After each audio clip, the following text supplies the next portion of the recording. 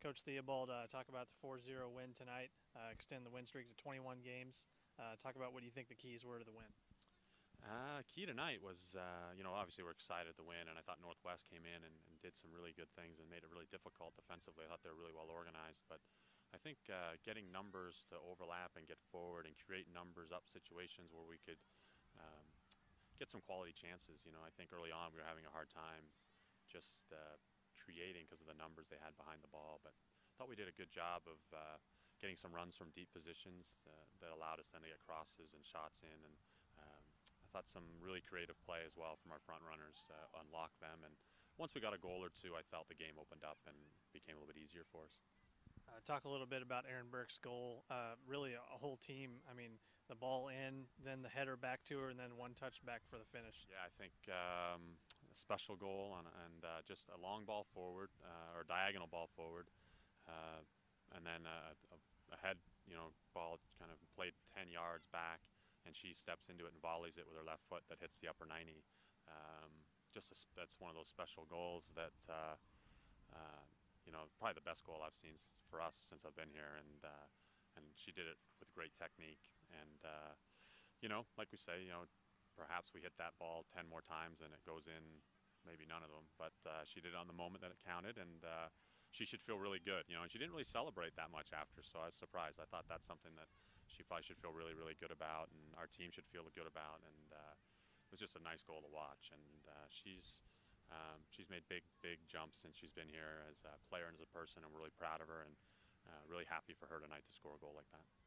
Talk a little bit about this streak. It's 21 games in a row. I mean, it's the longest streak in the country. Nobody else has that. You're number 2 in the nation. Talk about how you have to keep these girls grounded when everybody is thinking you're the best and you have the target on your back. Yeah, I think to be honest, a lot of our kids probably didn't know how long that streak is, and to be honest with you, it's from our first day we've talked about staying in the process and trying to be as good as we can be. And losing is part of the journey, so I think it's going to happen at some point. It's just a question of how we respond at that point. And we hope it never happens, but it's going to happen at some point. But our league is really, really good, and so there's never a game you go into where you think we're going to win this thing easily, or the other team's not going to have chances. So I think being in a competitive league makes our girls grounded, and they're just working hard. And I think we're telling them every day there's things we need to do to get better, and as long as we do that, we've got a chance to have a really special year. And so they're staying in the process. There's also a lot of internal competition to play here.